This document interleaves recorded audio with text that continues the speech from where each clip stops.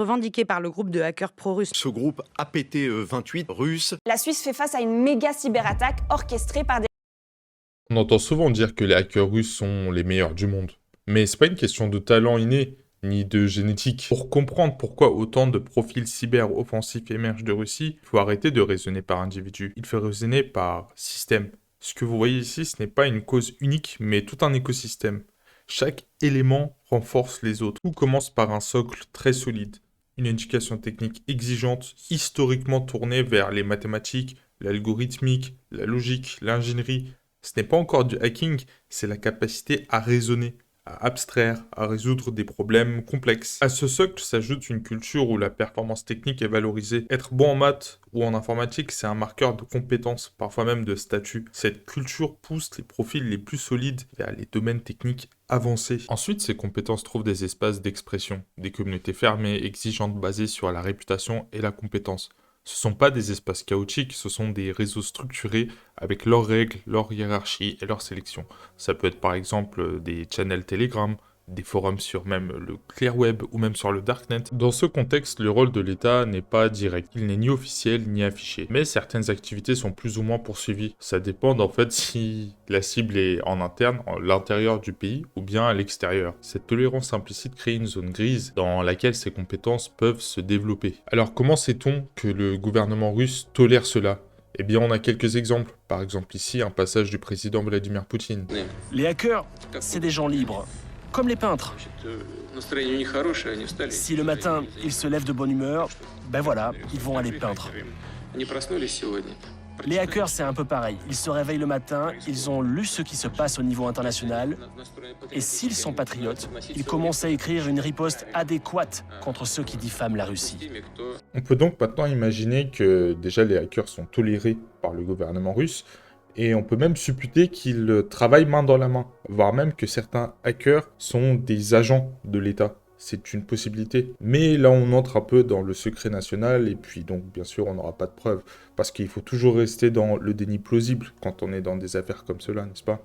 Voici donc un peu de schéma de la structure de ce qui est hautement probable pour la situation des hackers pirates russes. On se retrouve donc ici dans une situation où ils ont en même temps des opérations officielles commandées, demandées par les services de renseignement, et en même temps une certaine tolérance pour la cybercriminalité à l'étranger, ce qu'on va appeler le crime organisé. En gros, si tu es un bon hacker en Russie, tu as le droit de pirater les entreprises occidentales, les gouvernements occidentaux, etc. Tant que quand le gouvernement a besoin de toi, tu réponds présent. Et donc en fait là, on a indirectement une incitation économique. Eh bien oui, finalement, on a un potentiel de gain, notamment vers les ransomware, ou le piratage de crypto-monnaies, la vente de données d'entreprises, etc., sans prendre de risques, sans craindre les autorités. Finalement, là où en France et dans d'autres pays, on peut faire du bug bounty pour pirater légalement des systèmes et ensuite être rémunéré, eux, en Russie, ils peuvent pirater légalement n'importe quel système à l'étranger. Quand on cherche l'origine du niveau technique de certains profils russes, il faut revenir à quelque chose de très simple. Pas l'éducation au hacking, mais l'éducation tout court. La Russie hérite d'un système éducatif fortement marqué par la période soviétique. Forcément. Un système où les mathématiques, la physique, l'ingénierie occupaient une place centrale. Ces disciplines n'étaient pas des options, elles étaient stratégiques. N'oubliez pas que la Russie est une grande nation, au niveau scientifique, et même une grande nation tout court d'ailleurs. Pendant la guerre froide, les mathématiques, l'algorithmique, la physique n'étaient pas des disciplines académiques. C'était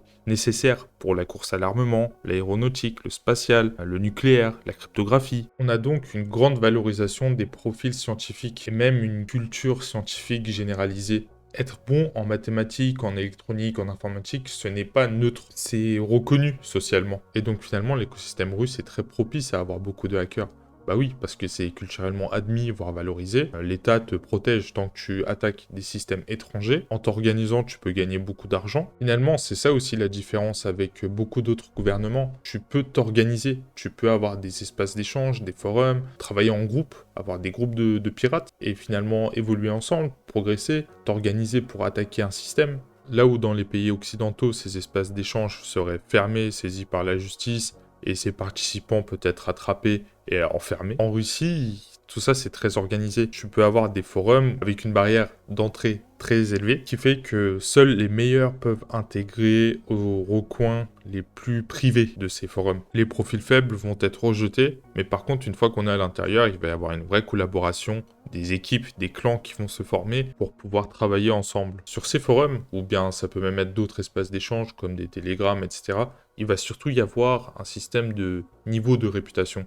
Et ça, c'est vraiment central. Ce système va se construire sur des contributions techniques réelles ou bien sur un historique. Par exemple, si tu as déjà piraté un grand groupe et que tu as revendiqué cela avec des preuves sur le forum, on va automatiquement t'attribuer une certaine crédibilité. Il y a aussi d'autres démonstrations, par exemple le code que tu peux fournir, des méthodes que tu peux trouver, voire même des CVE que tu vas trouver, donc des failles système. C'est en fait un environnement très méritocratique, mais aussi extrêmement exigeant. Bien sûr, l'État russe surveille activement cela. Bah oui, les services secrets ont connaissance de tous ces profils, notamment des meilleurs. C'est finalement un échange de bons procédés. On te protège vis-à-vis de l'extérieur, mais quand on a besoin de toi, il faut que tu sois présent. Ce modèle fonctionne parce qu'il est cohérent. Il alimente les compétences sans avoir à les assumer politiquement. C'est un équilibre. C'est pour ça qu'au début, je parlais d'écosystème. Parce que pris séparément, aucun de ces éléments n'explique le phénomène. Mais ensemble, ça forme un réel système. Et c'est exactement pour ça que ce modèle est difficile à reproduire ailleurs. À ce stade, on pourrait se demander pourquoi certains pays, même avancés technologiquement parlant, ne font pas de même. Eh bien c'est simple, ils n'ont pas cet écosystème au complet. Un système ne fonctionne pas à moitié.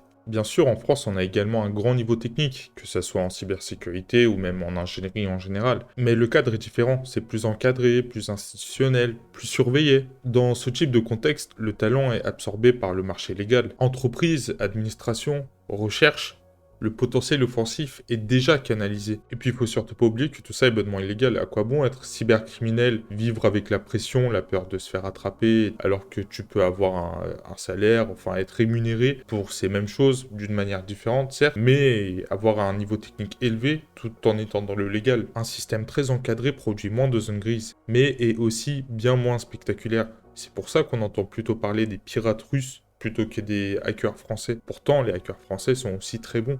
J'ai fait cette vidéo pour montrer que le talent est partout. Ce sont les systèmes qui font les différences. Changer les résultats, ce n'est pas changer d'individu, c'est changer le contexte. Si la vidéo t'a plu, je t'invite à mettre un like et puis me dire en commentaire ce que tu en penses. C'est une vidéo que j'ai beaucoup plus travaillé que les autres, ça m'a pris plus de temps à faire. Salut, à plus!